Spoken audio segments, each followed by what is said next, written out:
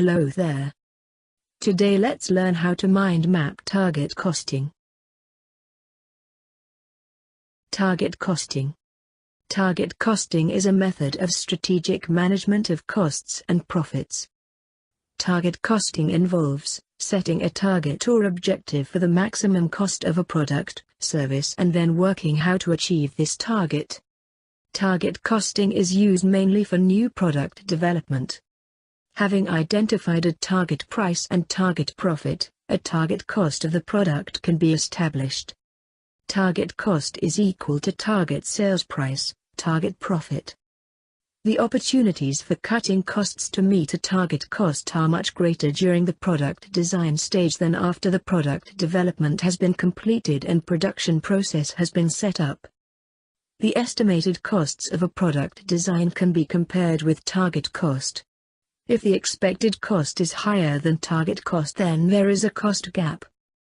The cost gap must be closed by finding ways at the product design stage without losing any of the features, so that target cost is achieved. Cost gap is calculated as expected costs less target cost. Target costing method. Target costing is based on the idea that when a new product is developed, a company will have a reasonable idea about the sales price, the sales volume over its expected life. There may also be estimates of capital investment required and any incremental fixed cost. Taking the estimates of above, it should be possible to calculate target cost. The target cost for a product might be the maximum cost for the product, which provide the minimum required return. Elements in estimated cost and target costs. Raw materials costs. The target cost should allow for expected wastage rates, loss in processing. The price of materials should also allow for any possible increase up to the time when the new product development has been completed. Direct labor. The target cost should allow for any expected idle time that will occur during manufacturing of product. Production overheads. A target cost could be a target marginal cost.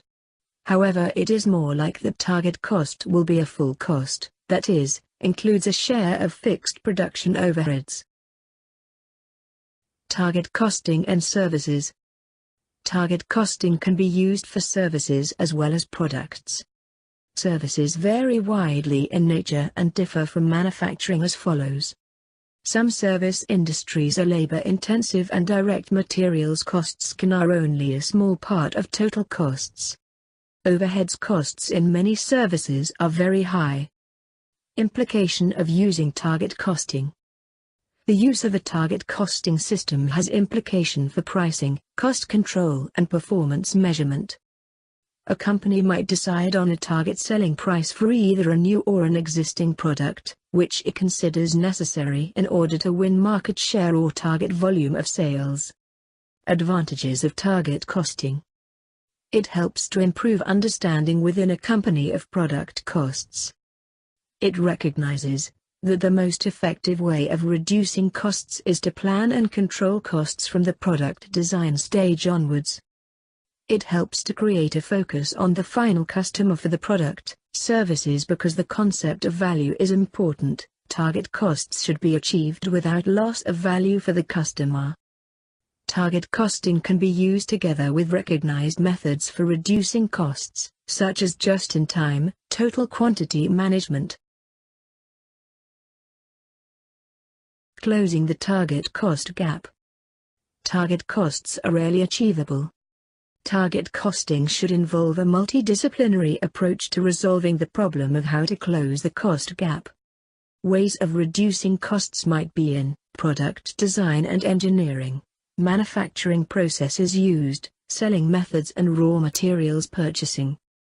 Other common methods of closing the target cost gap are to redesign products, to discuss with key suppliers methods of reducing materials cost, to eliminate non-value-added activities or non-value-added features of the product design, to train staff.